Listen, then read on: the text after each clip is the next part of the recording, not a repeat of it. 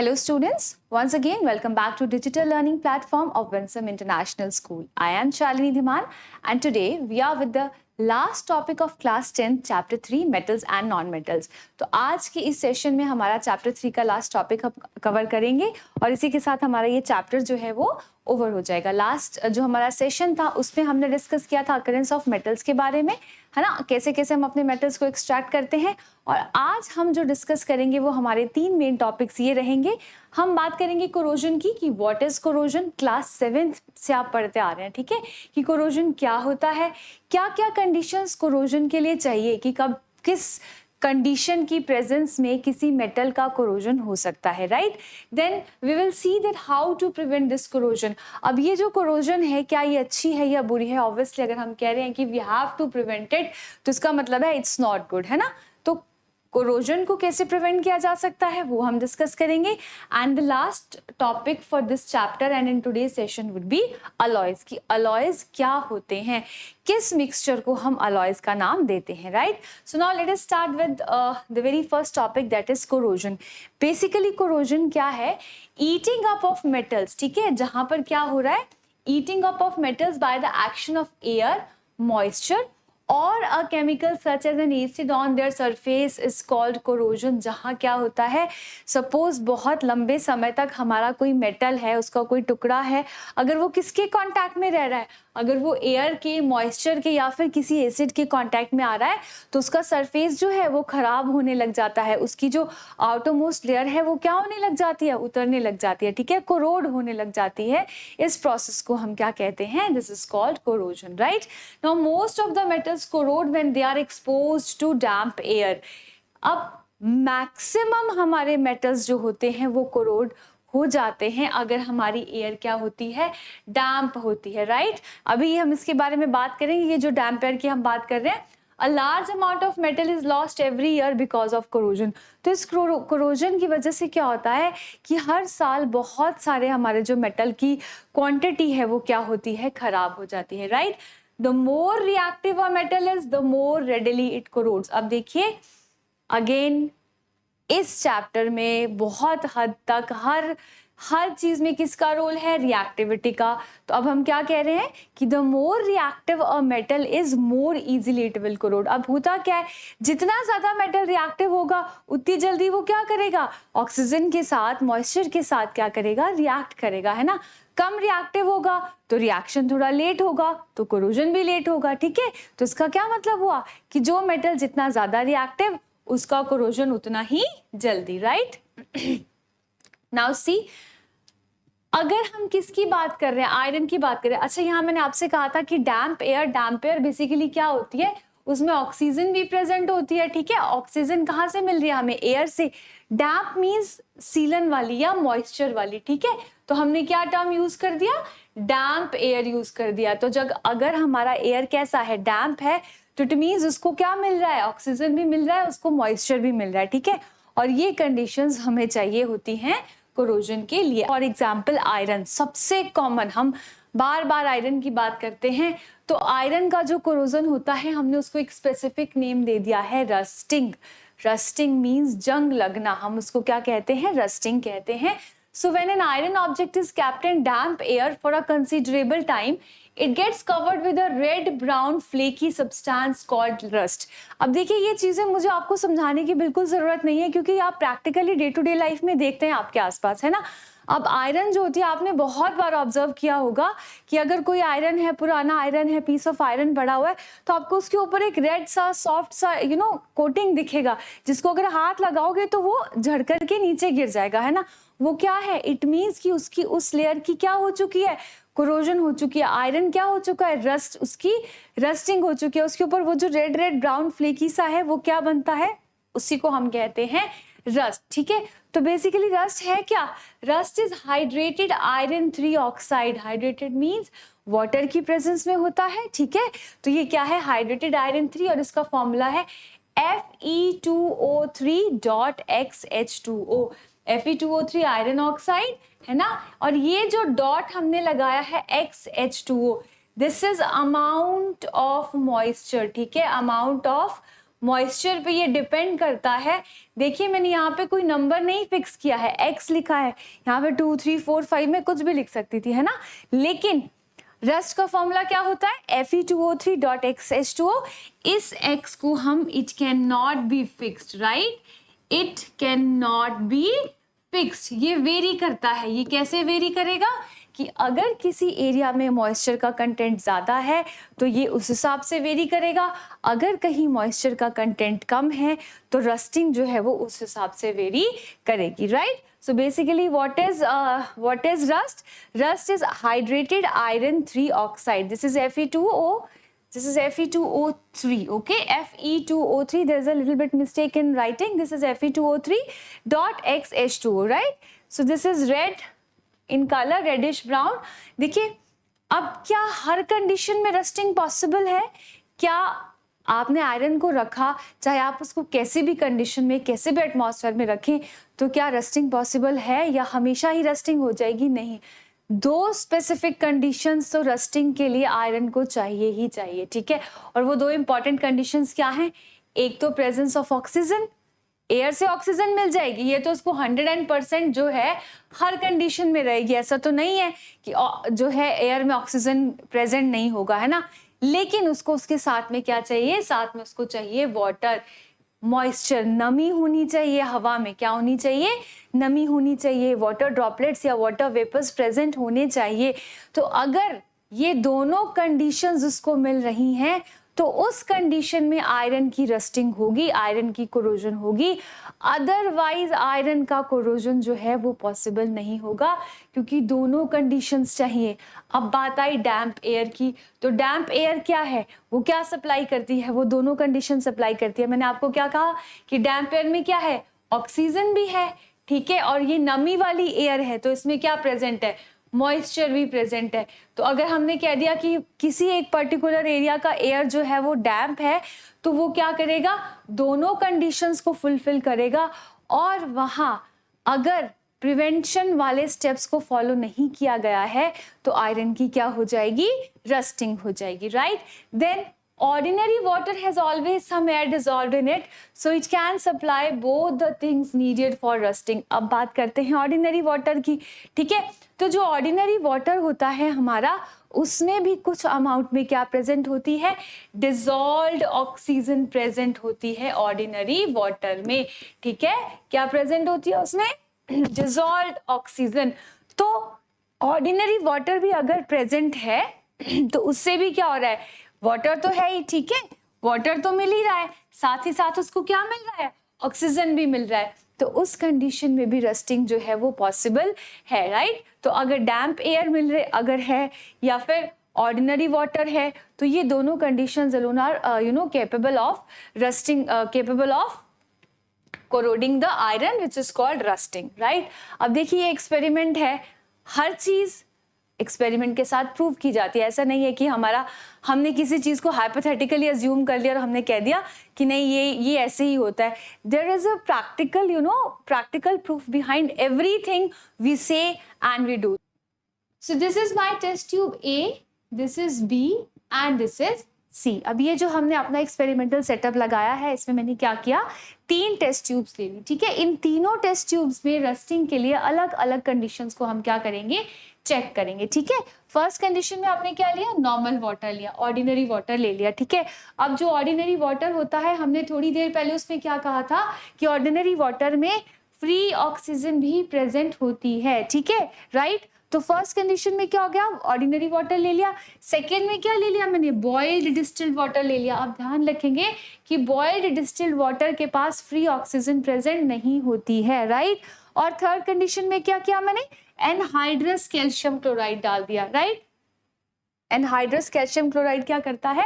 किसी तरीके की नमी को भी क्या कर लेता है? अब्सॉर्ब कर लेता है, राइट। अब फर्स्ट केस में मैंने क्या किया? आयरन नील्स को डाल दिया, ठीक है। अब ये जो वाटर है, ऑर्डिनरी वाटर है, it will fulfil both the conditions. Moisture water तो है ही है, साथ में क्या है? फ्री ऑक्सीजन भी प्रेजेंट है, ठीक है। यहाँ मतलब, और इस टेस्ट ट्यूब में क्या है? एयर प्रेजेंट है। तो अब जब हमने नील्स डाली तो उसको कौन कौन सी 2 कंडीशंस मिल रही हैं? उसको वाटर भी मिल रहा है ना, it is getting water as well as air also, ठीक है। तो दोनों कंडीशंस आयरन को मिल रही हैं, तो यहाँ पर क्या हो रहा है, रस्टिंग के लिए दोनों कंडीशंस फुलफिल हो रही हैं। तो क्या होगा, आयरन नेल्स की धीरे धीरे, जैसे हमने आयरन नेल्स डाली तो धीरे धीरे क्या होने लग जाएगा, आयरन नेल्स की रस्टिंग होने लग जाएगी, राइट।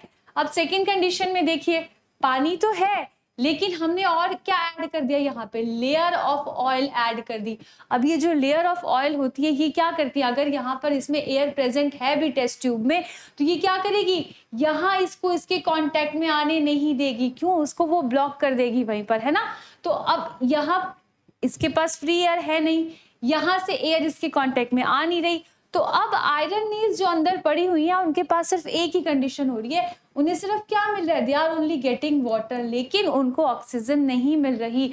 बट रस्टिंग के लिए ऑक्सीजन का होना भी जरूरी है, राइट। तो क्या होगा कि भले ही ये कितना टाइम तक यहाँ वाटर में रहें, लेकिन रस्टिंग का प्रोसेस जो है वो स्टार्ट नहीं होगा। इट मीन्स कि यहाँ पर रस्टिंग की कंडीशन फुलफिल नहीं हो रही है ना। और थर्ड वाले में देखिए, यहाँ पर भी क्या है, एनहाइड्रस कैल्शियम क्लोराइड है, ठीक है, एयर तो है लेकिन यहाँ पर मॉइस्चर नहीं है, यहाँ पर वाटर प्रेजेंट नहीं है। तो अगर अकेला वाटर है तो भी रस्टिंग नहीं हो रही है, और अगर अकेली एयर है उस कंडीशन में भी रस्टिंग नहीं हो रही। तो what we can say, we can easily prove with this example, with this experiment, कि रस्टिंग होने के लिए दो इंपॉर्टेंट कंडीशंस क्या हैं, presence of air as well as presence of water. अगर ये दोनों कंडीशंस प्रेजेंट हैं तो ही हमारी जो रस्टिंग है वो पॉसिबल होगी, राइट। सो रस्टिंग अगर अब हमें रोकनी है, rusting is not good at all. क्यों, क्योंकि आयरन जो होता है हमारा, अगर वो रस्ट बन जाता है तो उससे क्या होता है, प्रॉपर्टीज आर डिग्रेडेड, ठीक है। आयरन की प्रॉपर्टीज तो क्या होती हैं, अच्छी होती है, आयरन स्ट्रांग होती है। कैसी होती है, आयरन स्ट्रांग होती है ना। लेकिन रस्ट कैसी होती है, सॉफ्ट फ्लेकी, गिर जाती है। प्रॉपर्टीज क्या हो जाती है, डिग्रेड हो जाती है। अब अगर किसी एक प्रोसेस की वजह से मेरे इस आयरन की क्या हो रही है, प्रॉपर्टी डिग्रेड हो रही है, तो मैं इस प्रोसेस को अच्छा तो नहीं मानूंगी। ऑब्वियसली ये प्रोसेस क्या है, खराब है, इससे मेरी आयरन की क्वालिटी क्या हो रही है, डिग्रेड हो रही है। तो it means I have to protect this iron. अब ऐसा भी नहीं है कि आयरन के बहुत थोड़े बहुत यूजेस हैं, आयरन के वास्ट नंबर ऑफ यूजेस हैं, है ना। हर जगह आयरन हमें यूज करना ही होता है। तो अगर हम उसको ऐसे ही छोड़ देंगे तो इज इट पॉसिबल कि वो लॉन्ग टर्म के लिए चलेगा, नहीं चलेगा, हमें उसे प्रिवेंट तो करना ही पड़ेगा, है ना। तो let us see what are the different methods of preventing an iron from rusting. तो rusting of iron can be prevent by painting. Paint करते हैं नॉर्मल, है ना, अगर पेंट कर दिया, उसका कोट लग गया, तो अब क्या होगा, उस कोट की वजह से जो मेरा आयरन है वो जो ऑक्सीजन है और वाटर है उसकी कांटेक्ट में नहीं आएगा और रस्टिंग जो है वो नहीं होगी, right. When a coat of paint is applied then air and moisture can not come in contact with iron object. Contact में आएंगे नहीं, कोरोजन होगा नहीं, right. Rusting of iron can be prevented by applying grease और oil. Grease और oil लगाने से भी आयरन का डायरेक्ट कांटेक्ट विद एयर और मॉइस्चर क्या हो जाता है, खत्म हो जाता है। Then rusting of iron can be prevented bye galvanisation. Galvanisation क्या है, कोटिंग ऑफ जिंक लेयर। हम क्या करते हैं, जिंक की एक लेयर आयरन के ऊपर चढ़ा देते हैं, तो अब क्या होगा, जो जिंक है वो आएगा कांटेक्ट में किसके, ऑक्सीजन और वाटर के, लेकिन जिंक के नीचे जो हमारा आयरन है वो क्या रहेगा, प्रोटेक्टेड रहेगा, right. Next, rusting of iron can be prevented bye tin plating and chromium plating, ठीक है। हम टिन प्लेटिंग और क्रोमियम प्लेटिंग दो प्रोसेस हैं, उससे भी अपने आयरन को प्रोटेक्ट कर सकते हैं, ठीक है। ये जो tin plating and chromium plating, chromium metals होते हैं, सॉरी, जो टिन और क्रोमियम मेटल्स होते हैं, they are resistant to corrosion. अब देखो, अगर हमें क्या करनी है, अगर हम किसी के ऊपर एक प्रोटेक्टिव लेयर की तरह चढ़ा रहे हैं, तो इट मीन सपोज ये मेरा आयरन है, पीस ऑफ आयरन है, ठीक है। अगर इसके ऊपर मैं क्या कर रही हूँ, कोई कोटिंग दे रही हूँ, वो कोटिंग किस लिए दे रही हूँ, इसलिए दे रही हूँ ना कि ये जो मेरा आयरन है ये क्या हो सके, प्रोटेक्टेड रह सके। ये प्रोटेक्टेड कब रहेगा, अब पता लगा कि जिसकी मैंने कोटिंग यहाँ पर चढ़ाई है, ये जो मैंने चढ़ाया है ये आयरन से भी पहले कोरोड हो जाता है, इसकी कोरोजन रेट जो है वो आयरन से भी ज्यादा है, तो क्या पॉसिबल होगा मैंने आयरन को प्रोटेक्ट करना, नहीं। तो हमेशा हम कौन सा मेटल यूज करते हैं जो इजीली कोरोड नहीं होगा, तो ये जो टिन और क्रोमियम होते हैं these are resistant to corrosion, ठीक है। So a thin layer of tin metal is deposited on iron and steel objects by electroplating to protect these objects from rusting, ठीक है। तो टिन प्लेटिंग जो है वो हम कर देते हैं अपने आयरन और स्टील ऑब्जेक्ट्स पे भी करते हैं, जिससे कि उन्हें किससे बचाया जा सके, कोरोजन से बचाया जा सके। अब जो प्लेटिंग है, टिन प्लेटिंग है, इसको कहाँ कहाँ यूज करते हैं हम, टिफिन बॉक्सेस में। क्यों यूज कर, क्या टिफिन बॉक्सेस की प्लेटिंग के लिए हर एलिमेंट को यूज कर सकते हैं, नहीं। एलिमेंट्स तो पॉइजनस भी हो सकते हैं, है ना, हो सकता है हमारी बॉडी पे उनका नेगेटिव इम्पैक्ट हो, बट ये जो टिन होता है इट इज सेफ, ठीक है। ये क्या करता है, it is not poisonous and hence it does not contaminate food kept in them. तो जो टिफिन बॉक्स में रखा हुआ खाना होता है, जो टिन प्लेटिंग अगर हम करते हैं तो भले ही वो जो टिन है हमारा फूड के कांटेक्ट में आ रहा है, लेकिन उसको कंटामिनेट वो नहीं करता, राइट। अब क्रोमियम प्लेटिंग कहाँ कहाँ करते हैं, टैप्स होते हैं ना घरों में, एकदम शाइनी शाइनी दिखते हैं ना, तो वो जो टैप होते हैं ऐसा नहीं है कि वो डायरेक्टली वैसे ही मिलते हैं, ठीक है। तो क्रोमियम प्लेटिंग किस किस के ऊपर की जाती है, टैप्स पे, बाइसिकल हैंडल्स पे, बार्स पे, कार बम्पर्स पे, ठीक है, जिससे कि क्या हो सके, एक तो उनको शाइनी अपीयरेंस मिलती है और दूसरा उनकी क्या प्रिवेंट होती है, रस्टिंग। अब जिसकी कोटिंग हमने दे दी वो कोरोड ही नहीं होगा, तो ऑब्वियसली रस्टिंग प्रोसेस क्या है, रुक जाएगा, है ना।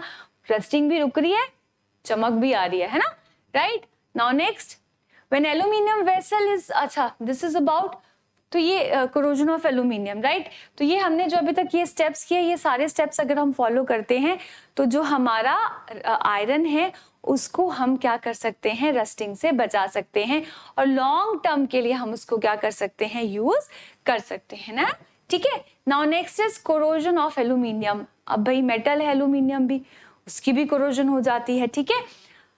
When aluminium vessel is exposed to moist air, it forms a thin, dull layer of aluminium oxide all over the vessel. Again, aluminium oxide, reaction of metal with oxygen forms metal oxide, है ना। तो इसका क्या मतलब हुआ, अगर aluminium oxide बन रहा है तो किसके कांटेक्ट में आया है, ऑक्सीजन के कांटेक्ट में आया है, ठीक है। The aluminium oxide layer is very tough and prevents the metal underneath from further corrosion। अब देखिए यहाँ पे थोड़ा सा चेंज आ जाता है। आयरन के केस में हमने क्या कहा था कि रस्टिंग जो है इट्स नॉट गुड। क्यों गुड नहीं है, क्योंकि जो आयरन के ऊपर की जो रस्ट होती है वो कैसी होती है, सॉफ्ट एंड फ्लेकी होती है, झड़ करके गिरने लग जाती है। तो आयरन क्या है, इवेंचुअली धीरे धीरे वो उस पूरे लोहे को क्या कर देगी, खत्म कर देगी। लेकिन एल्यूमिनियम का केस दूसरा है, ये जो एल्यूमिनियम के ऊपर ऑक्साइड लेयर बनती है ये कैसी होती है, थिक होती है। आयरन की लेयर, जब आयरन को रस्टिंग होती है और आयरन ऑक्साइड की जो लेयर बनती है वो थिक नहीं होती है, लेकिन ये लेयर कैसी है, ये थिक है। अब ये रहा मेरा एल्यूमिनियम सपोज, ठीक है। अब इसके ऊपर क्या हुआ, एक थिक लेयर बन गई, किसकी, एल्यूमिनियम ऑक्साइड की, ठीक है। एक बारी को तो मेरा एल्यूमिनियम है वो किसके कांटेक्ट में आया, ऑक्सीजन के कांटेक्ट में आया, लेकिन अब उसने क्या कर दिया, एक थिक लेयर बना दी। तो अब ये जो थिक लेयर है इसका उतरना या इसको हटाना इजी नहीं है। तो अब क्या होगा, ये जो अंदर रहा मेरा मेटल अब ये फर्दर कोरोड नहीं होगा। अब अंदर जो ये मेरा एल्यूमिनियम पड़ा है इसकी फर्दर कोरोजन क्या हो जाएगी, रुक जाएगी। तो क्या कह सकते हैं हम कि ये जो ऑक्साइड लेयर है it prevents the metal underneath from further corrosion, आगे कोरोजन होने से ये क्या करता है, रोक लेता है। Therefore aluminium articles are not attacked by air and water due to presence of protective oxide layer and this layer can be made even more thick by anodizing it. तो आपको याद होगा हमने एक प्रोसेस पढ़ी थी एनोडाइजिंग, तो हमने ये प्रोसेस स्पेशली क्यों पढ़ी थी, इसीलिए पढ़ी थी। अब देखिए हम एल्यूमिनियम के बर्तन भी यूज करते हैं, अब घरों में एल्यूमिनियम के बर्तन हैं वो तो रेगुलरली वाटर और ऑक्सीजन के कांटेक्ट में आते हैं। मान लीजिए अगर वो ऑक्साइड लेयर होती इवेंचुअली वो करोड करता जाता, तो अल्टीमेटली तो हमारा बर्तन साल भर के अंदर ही खत्म हो जाता है ना। लेकिन ऐसा नहीं होता, क्यों? क्योंकि वो जो एल्यूमिनियम के ऊपर एक बार ऑक्साइड लेयर बन जाती है, वो अंदर के मेटल को क्या कर लेती है, प्रोटेक्ट कर लेती है। तो we can say that this corrosion is good in case of aluminium. और अपने मेटल को प्रोटेक्ट करने के लिए हम क्या कर सकते हैं, उस लेयर को और थिक कर सकते हैं, और उस प्रोसेस को क्या कहते हैं, एनोडाइजिंग। ये प्रोसेस हमने अपने प्रीवियस सेशन में भी किया है। तो इलेक्ट्रोलिसिस के प्रोसेस से हम करते हैं, ठीक है। Anodizing is the process of forming a thick layer of aluminium oxide. खुद से क्या कर रहे हैं, हम चाह रहे हैं कि एक अच्छी खासी मोटी लेयर जो है एल्यूमिनियम ऑक्साइड की एल्यूमिनियम के ऊपर बन जाए, सो दैट हम अपने एल्यूमिनियम को क्या कर सकें, प्रोटेक्ट कर सकें, ठीक है। तो हम करते कैसे हैं, हम क्या करते हैं, हम I am reading it again. Anodizing is the process of forming a thick layer of aluminum oxide on an aluminum object by making it anode, ठीक है। तो हम क्या करेंगे, एल्यूमिनियम को क्या बना देंगे, एनोड बना देंगे during electrolysis of dilute sulphuric acid, ठीक है। तो इसको हम एनोड बना देंगे और धीरे धीरे हमारे पास क्या हो जाएगी, इसके ऊपर जब ये ऑक्सीजन के कांटेक्ट में आएगा तो ये क्या करेगा, एक थिक लेयर बना देगा, ठीक है। तो you can go back to the previous session where you have a detailed explanation of this topic, anodizing, ठीक है। Now next, corrosion of copper। अच्छा, आपने कभी नोटिस किया है हमारे घर में जैसे कॉपर के बर्तन होते हैं, वैसे तो किचन में तो वो वाले यूटेंसिल्स होते हैं जिसके नीचे कॉपर की कोटिंग होती है, बट यूजुअली हम जब पूजा घर के जो बर्तन होते हैं वो भी कॉपर से बने होते हैं ना। तो आपने कभी ऑब्जर्व किया होगा कि कुछ टाइम के बाद उसमें ग्रीनिश कोटिंग आने लग जाती है। अगर आप उसको रेगुलरली वॉश ना करो, क्लीन ना करो, तो उसके ऊपर क्या होता है, ग्रीन ग्रीन कलर की कोटिंग दिखने लग जाती है। और वो ग्रीन कलर की कोटिंग क्या है, क्यों आ रही है, क्यों, समझ जाइए कि अगर आपको ग्रीन कलर की कोटिंग दिख रही है तो आपका जो कॉपर है उसकी क्या होने लग गई है, उसकी कोरोजन होने लग गई है, right. Copper object lose their shine after some time. होता है, मार्केट से लेके आते हैं तो एकदम चमकता हुआ दिखता है हमें पूजा का बर्तन, लेकिन कुछ वक्त के बाद क्या होता है, वही कॉपर का बर्तन हमारा धीरे धीरे डल होने लग जाता है, ठीक है। वो क्यों होने लग जाता है, due to formation of copper oxide layer on them.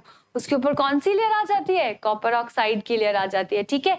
अब जब कॉपर है उसको हम ज्यादा देर तक क्या रखते हैं, बहुत लंबे टाइम तक वो किसके कांटेक्ट में रहता है, now let us see, when a copper object remains in damp air for a considerable time, then copper slowly reacts with carbon dioxide and water of air to form a green coating. Basically copper जो है वो किसके साथ react करता है, डैम्प air में oxygen भी है, कार्बन डाइऑक्साइड भी होगी, तो वो कार्बन डाइऑक्साइड और वाटर के साथ कांटेक्ट में आ जाता है, ठीक है।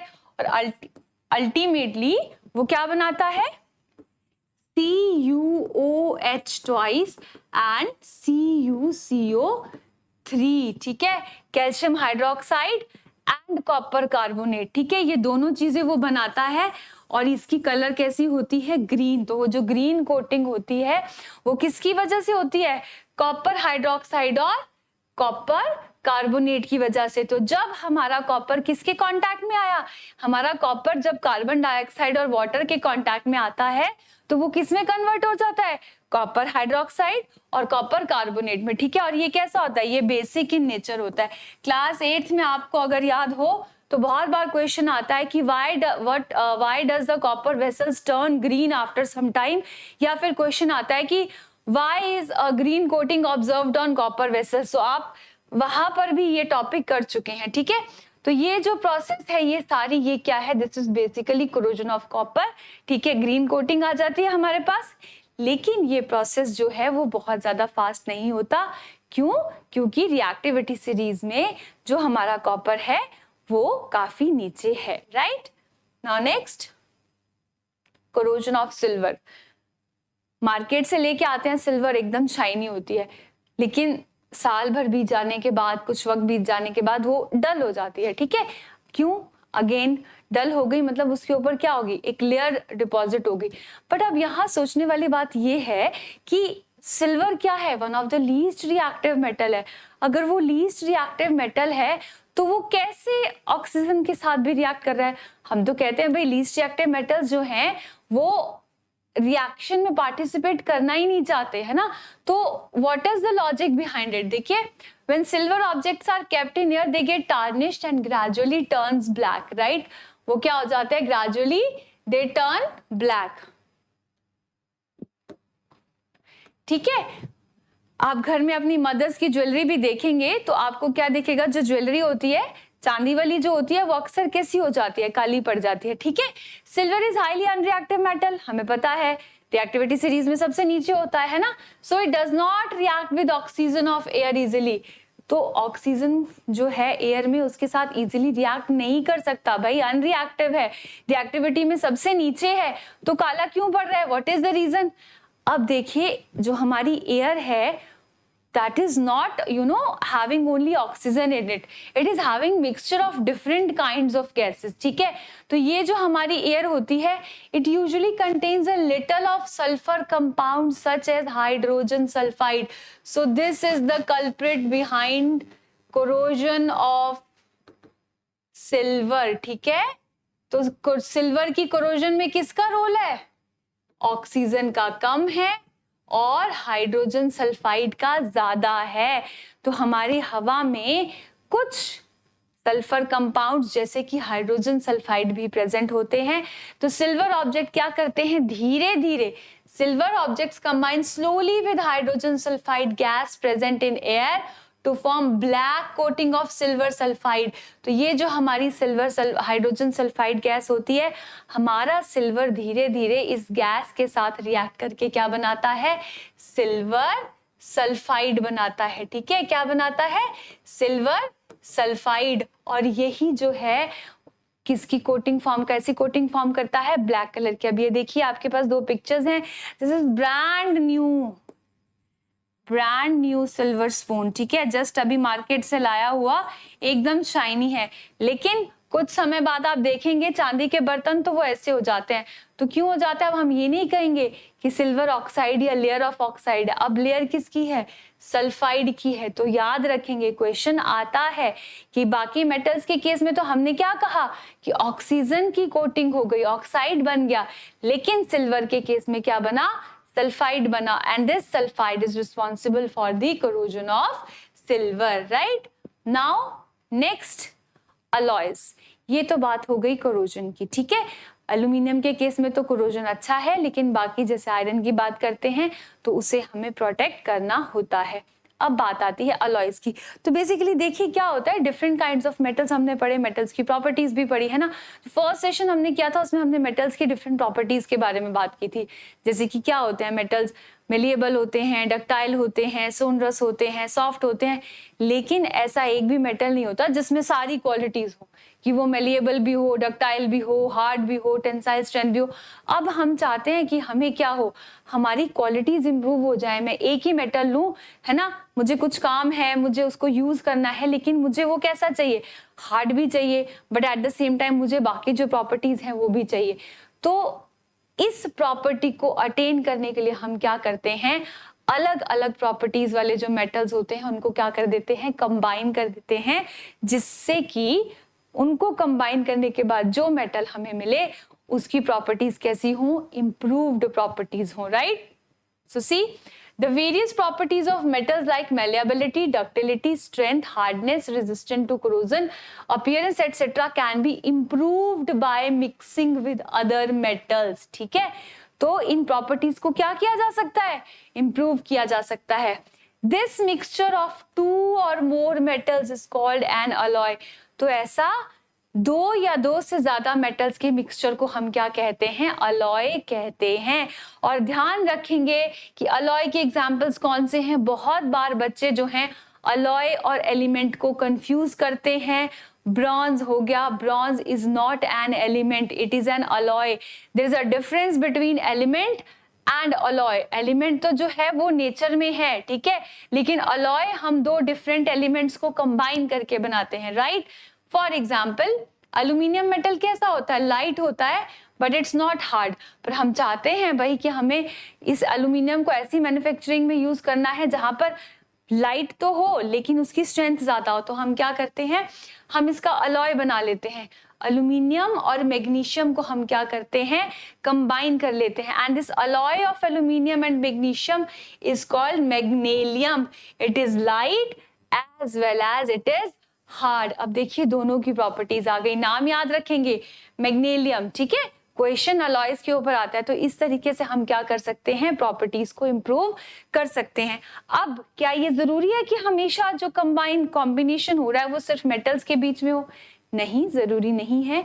हो सकता है कि हम नॉन मेटल भी यूज कर रहे हो, इसीलिए मैंने क्या कहा कि एलिमेंट और अलॉय में डिफरेंस है। Alloy is a mixture of 2 और more different kinds of elements. अब वो एलिमेंट मेटल भी हो सकता है और वो नॉन मेटल भी हो सकता है, ठीक है। So an alloy is a homogeneous mixture of 2 और मोर मेटल्स, 2 और मोर मेटल्स, ठीक है, और अ metal and a small amount of non metal, ठीक है। तो small amount of non metal भी हो सकता है। फॉर एग्जाम्पल, अब कुछ एग्जाम्पल्स देख लेते हैं। फॉर एग्जाम्पल, पहले ये देखिए, ब्रास। ब्रास क्या है, अलॉय है, किसका? Brass is an alloy of copper and zinc. Copper और जिंक दोनों मेटल्स हैं, ठीक है। कॉपर भी क्या है हमारा, मेटल है, this is metal, and this zinc is also metal, ठीक है। Whereas steel is an alloy of a metal and a non metal, किसका?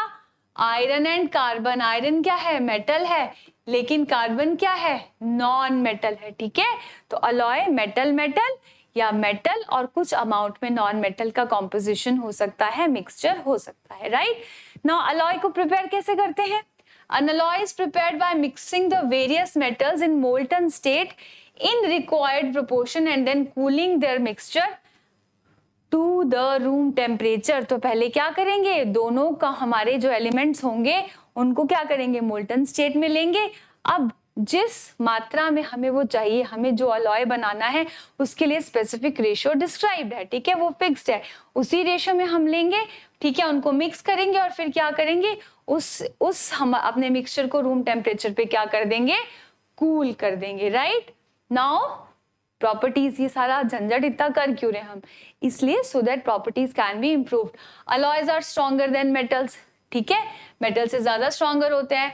Alloys are harder than constituent metals, जिन मेटल से बनाए जाते हैं उनसे ज्यादा हार्ड होते हैं। They are more resistant to corrosion, जल्दी कोरोड नहीं होते। अच्छी क्वालिटी का स्टील लेके आएंगे तो उस पर कभी भी आपको जंग लगती हुई नहीं दिखेगी, right. Alloys have lower melting point than the constituent metals, उनका मेल्टिंग पॉइंट भी कंपैरेटिवली कंस्टिट्यूएंट मेटल मतलब जिससे जिन दो को मिक्स करके बना रहे हैं तो उनसे क्या होता है, कम होता है। And alloys have low electrical conductivity than pure metals. Pure metals are good conductor of electricity, but alloys की इलेक्ट्रिकल कंडक्टिविटी क्या होती है, कंपैरेटिवली कम होती है, ठीक है। तो अब कुछ एग्जांपल्स देख लेते हैं अलॉयज के, कौन कौन से एग्जांपल्स हैं। ब्रास, ब्रास किसका अलॉय है, कॉपर का और जिंक का, ठीक है। कॉपर और जिंक को मिलकर बनाते हैं और कहाँ कहाँ यूज होता है, कुकिंग यूटेंसिल्स में, screws, nuts, bolt, wire, tubes, microscopes and ornaments. कुछ भी एक्सप्लेनेटरी नहीं है कि आपको मतलब बहुत ज्यादा डिटेल में एक्सप्लेन करना पड़े, ये चीजें आपको लर्न करनी है, याद रखना है, ठीक है। Bronze, bronze is an alloy of copper and tin, ये कॉपर और जिंक का था, ये कॉपर एंड टिन का है, ठीक है। कहाँ कहाँ यूज करते हैं, cooking utensils, statues, coins, medals and ships propellers. तो जो हमारे कॉइन्स हैं ब्रॉन्ज से बनते हैं, ठीक है। सोल्डर, सोल्डरिंग करते हैं, solder is an alloy of tin and lead, ये किसका है, tin and lead. It has low melting point, melting point low होता है, that is why it is used for soldering और welding electric wires together, right. Now next, steel. हमने पहले क्या कहा था कि आयरन को किसके साथ, कार्बन के साथ, ठीक है। So an alloy of iron with metals like chromium and nickel form steel। तो जब हम क्या करते हैं, आयरन को क्रोमियम और निकल के साथ फॉर्म कर लेते हैं, यहाँ पर हमारे पास कार्बन भी होगा, ठीक है। हम क्या डालते हैं, कुछ अमाउंट ऑफ कार्बन भी डालते हैं, आगे आप पढ़िए पहले। The strength and other properties of steel vary with percentage of carbon present in it। तो हम स्मॉल अमाउंट में क्या ऐड करते हैं, कार्बन भी ऐड करते हैं, ठीक है। तो इसको कहाँ कहाँ यूज किया जाता है, it is use for making nails, screws, utensils, bridges, railway lines etcetera, ठीक है। तो एक चीज याद रखेंगे कि ये जो स्टील है ये अलॉय है, अलॉय तो है ही, ठीक है, आयरन का, लेकिन कितनी कितनी कंपोजिशन में हम अपने इसके कॉन्स्टिट्यूएंट मेटल्स को यूज कर रहे हैं, इसकी जो ड्यूरेबिलिटी है वो उस चीज के ऊपर डिपेंड करती है, ठीक है। Now next is amalgam. Amalgam हमेशा याद रखेंगे, it is related to mercury, ठीक है, किससे रिलेटेड है, मरकरी से। An alloy of mercury with one और more other metals is known as an amalgam. तो जब एक तो मरकरी है और दूसरा कोई और मेटल हो, चाहे वो कोई भी हो, उसे क्या कहेंगे, अमलगम, ठीक है। An amalgam is consisting of mercury, silver, tin and zinc and it is used by dentist for fillings in teeth. जो कई बार आरसीटी करते हैं, फिलिंग करते हैं डेंटिस्ट, उसमें किसका यूज होता है, अमलगम का, राइट। गोल्ड को भी अलॉय फॉर्म करने में यूज किया जाता है। Gold is alloyed with small amount of silver और copper to make it hard, ठीक है, उसको हार्ड बनाने के लिए। This alloy of gold is more suitable for making ornaments because it becomes easier to work with it. तो बहुत सारे यूजेस हैं, अलग अलग अलॉयज हैं। अगर अलॉयज के ऊपर हमें क्वेश्चन आता है तो यूजुअली क्वेश्चन कैसे आएगा, आपको क्वेश्चन ऐसे आ सकता है कि what is the composition, objective में क्वेश्चन ऐसे ही आएगा कि what is the composition of brass, ठीक है। तो आपको ऑप्शंस दिए होंगे, brass, sorry, copper and zinc, copper and iron, then iron and tin, iron and nickel, ठीक है। तो आपको क्या करना है, अल्टीमेटली आपको अपना राइट आंसर चूज करना है, ठीक है। तो this is all about your so देखिए हमारा राइट आंसर क्या है, कॉपर एंड जिंक, ठीक है। एंड हमने क्वेश्चन तो यहाँ दिया है, लेकिन ये हमारे सारे ऑप्शंस हैं, तो हमारा आंसर क्या हो जाएगा, कॉपर एंड जिंक। तो ऐसे लगता है कि नहीं हमें याद रह जाएगा, लेकिन जब ऐसे ऑप्शंस हमारे पास लिखे आते हैं तो हम क्या हो जाते हैं, हम एग्जैक्टली कंफ्यूज हो जाते हैं। तो अलॉयज में सबसे ज्यादा ध्यान हमें यही रखना है कि कौन सा अलॉय है, वो किस किस किस मेटल को मिक्स करके बना हुआ है, ठीक है। और अलॉय हम बनाते इसलिए हैं जिससे कि प्रॉपर्टीज क्या हो जाए, इंप्रूव हो जाए। अब हम डिस्कस करेंगे एक बहुत ही स्पेशल केस। कोरोजन हमने पढ़ा, हमने क्या डिस्कस किया कि जब जब आयरन जो है वो वाटर और मॉइस्चर के एयर और मॉइस्चर के कांटेक्ट में आता है तो हमारे आयरन की रस्टिंग हो जाती है ना, और ग्रेजुअली धीरे धीरे आयरन जो है वो कम्प्लीटली अपनी प्रॉपर्टीज को लूज कर देती है, डिग्रेड कर देती है। बट हमारे पास एक बहुत ही स्पेशल केस है, आयरन पिलर एट दिल्ली। अगर आप लोगों ने कुतुब मीनार विजिट किया होगा तो आपको वहां पर एक आयरन पिलर दिखा होगा। बहुत साल हो गए हैं उस आयरन पिलर को बने हुए। इतने सालों में वो लगातार एयर और वाटर के कांटेक्ट में आता है, बारिश भी होती है, हवा में भी नमी होती है, तो आज दिन तक वो एयर जो हमारा ये पिलर है, ये आयरन पिलर है, ये डिग्रेड क्यों नहीं हुआ, खराब क्यों नहीं हुआ, है ना। So let us see this iron pillar near Qutub Minar in New Delhi is made up of wrought iron, ठीक है, which is low carbon steel। किससे बना है ये, wrought iron से बना है, right। Though wrought iron rusts slowly, but this pillar has not rusted even after thousands of years। अब ऐसा नहीं है कि रॉट आयरन जो है वो रस्टिंग उसकी नहीं होती, धीरे धीरे होती है, पर हजारों साल हो गए इस पिलर को बने हुए, लेकिन अभी तक भी ये जो पिलर है ये वैसे का वैसे ही खड़ा है। Now what is the reason, the rusting has been prevented because of the formation of because of the formation of thin film of magnetic oxide of Fe3O4। किसकी ये आपके ऊपर थिन फिल्म बन रही है, magnetic oxide of Fe3O4 on the surface as a result of finishing treatment given to the pillar, painting it with the mixture of different salts, then heating and quenching them। तो क्या किया गया है, finishing दी गई है इसको किसके साथ, बहुत इसको पहले पेंट किया गया है, ठीक है, किसके साथ, with the mixtures of different salts, है ना। और उसके बाद क्या किया गया है, पहले तो इसको हीट किया गया है उस आयरन को, है ना, एंड देन उसकी क्वेंचिंग की है। क्वेंचिंग मीन्स रैपिड कूलिंग, जिसकी वजह से क्या हुआ है, इसके ऊपर एक thin film of magnetic oxide आ गई है जो उसको रस्टिंग से प्रिवेंट करती है। तो दिस इज रियली अमेजिंग कि कैसे हमारे उस टाइम के जो आर्किटेक्ट्स थे और जो हमारे वर्कर्स थे वो अपनी चीज़ों को अपने वर्क को कितनी एफिशिएंसी के साथ कर लेते थे, है ना। So with this, this chapter number 3 is complete. We have discussed every minute detail of metals and non metals, metals की properties, chemical reactions, non metals की प्रॉपर्टीज, केमिकल रिएक्शंस, मेटल्स का एक्सट्रैक्शन, रिएक्टिविटी सीरीज, है ना, and then corrosion, चाहे वो aluminium की हो चाहे सिल्वर की हो, ये सारा कुछ हम डिस्कस कर चुके हैं। आई होप कि आपको ये चैप्टर जो है वो अच्छे से समझ आ गया होगा। सो अब जो हम नेक्स्ट सेशन में स्टार्ट करेंगे, बहुत इंटरेस्टिंग चैप्टर स्टार्ट करेंगे, that is our chapter number 4, carbon and its compound, that is going to be very very interesting. So आज की सेशन को मैं इसी टॉपिक के साथ बाइंड अप करूंगी। That's all for today, thank you so much.